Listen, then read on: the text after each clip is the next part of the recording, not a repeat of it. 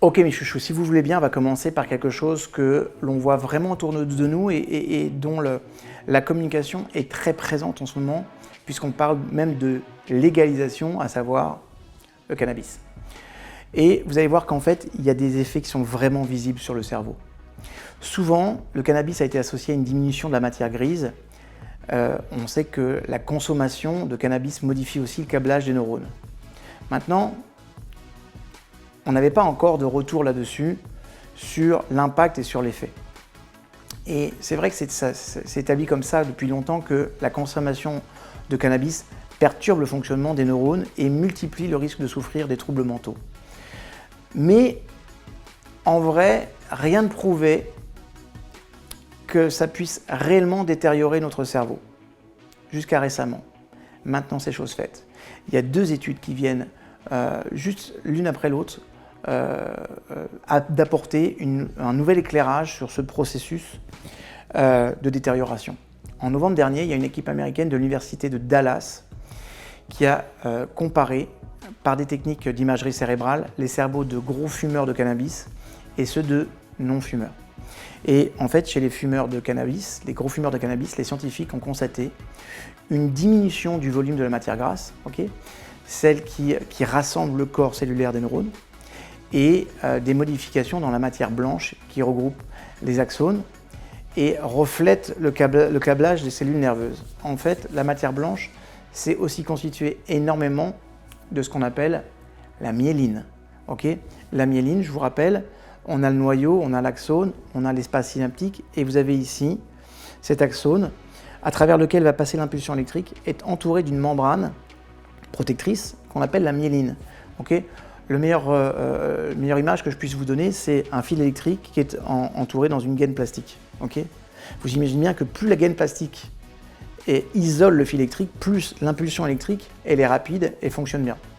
Si maintenant il y a ce qu'on appelle la démyélinisation, que l'on retrouve dans beaucoup de maladies neurodégénératrices, et qui pourrait prendre sa racine aussi dans le fait de fumer de la cannabis, ou du cannabis, et en fait, la myéline va se rétrécir, et en fait, ça va avoir pour effet que l'influx nerveux va être moins bon.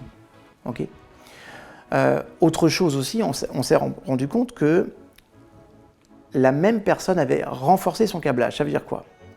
Donc, cette équipe de Dallas, qui a été menée par Francesca Filbey, elle travaillait avec des collègues chercheurs.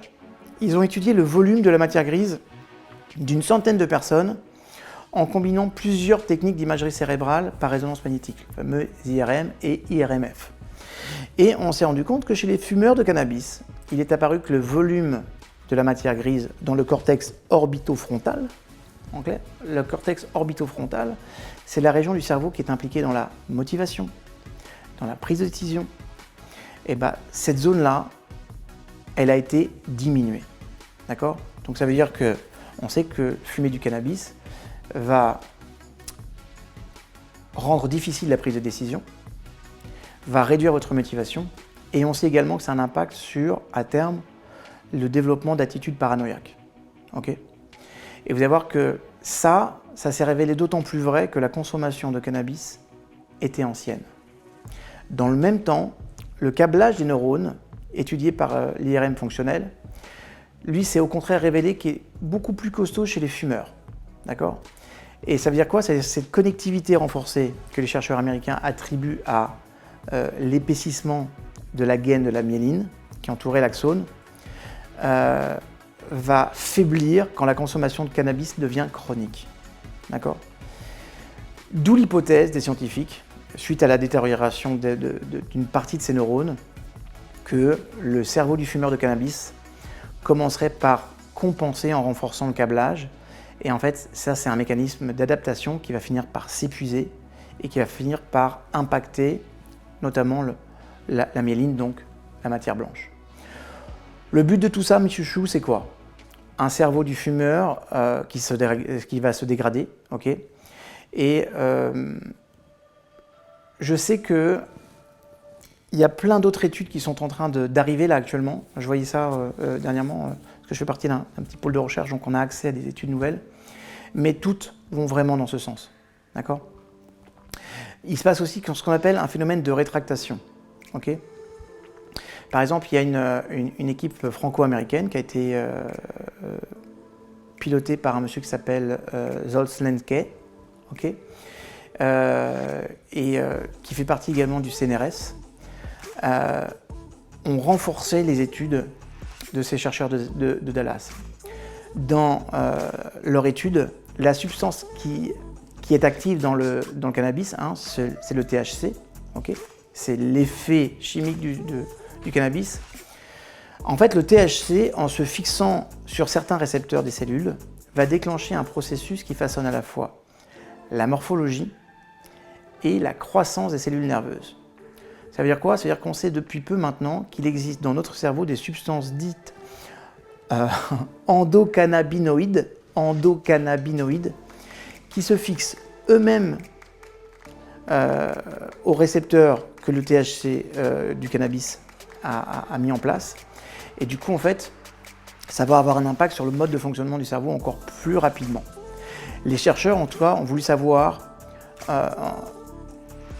comment fonctionnaient les mécanismes que toute cette prise de cannabis déclenche au niveau cellulaire. Et ils ont testé sur cet effet sur des neurones qui étaient mis en culture. Leur analyse montre que, en règle générale, les cannabinoïdes, pas facile à dire aussi celui-là, poussent les neurones à rétracter leur prolongement. Okay, donc là, on parle dendrite ou du fameux axone. D'accord, donc ça va se rétracter. Et on a découvert dans le cerveau, en tout cas les scientifiques ont découvert, et ce qu'ils disent, c'est que le processus est encore moins prononcé quand on est en culture cellulaire que dans le vrai cerveau lui-même, qui est beaucoup plus réactif. Et surtout avec les endocannabinoïdes présents à petite quantité, ça marche déjà comme ça. Maintenant, il n'empêche, ce résultat tend à prouver que le cannabis peut bien agir en perturbant sur la connectivité des neurones. Donc, c'est juste énormissime. Et ça va avoir plein d'impacts sur le mode de fonctionnement. Donc, je vous rappelle, à terme, cette prise de cannabis va avoir un impact sur une connectivité qui est moins efficace. Donc, je vais moins percuter, je vais moins réfléchir, je vais avoir du mal à prendre des décisions. Ça va avoir un effet également anxiogène. On sait aujourd'hui que les personnes qui prennent de la cannabis ont besoin d'en prendre régulièrement parce que sinon, ils se sentent anxieuses. C'est-à-dire qu'à terme, l'effet de la cannabis peut déclencher des crises d'angoisse et des crises de panique. L'impact sur la démyélinisation va avoir aussi une dégénérescence chronique. En tout cas, c'est une des possibilités. Est-ce que ça se passera pour 100% des cas? Je n'en sais rien. Mais c'est une probabilité, et c'est important de le prendre en compte, que de prendre ce genre de substance, à terme, peut générer des maladies neurodégénératrices.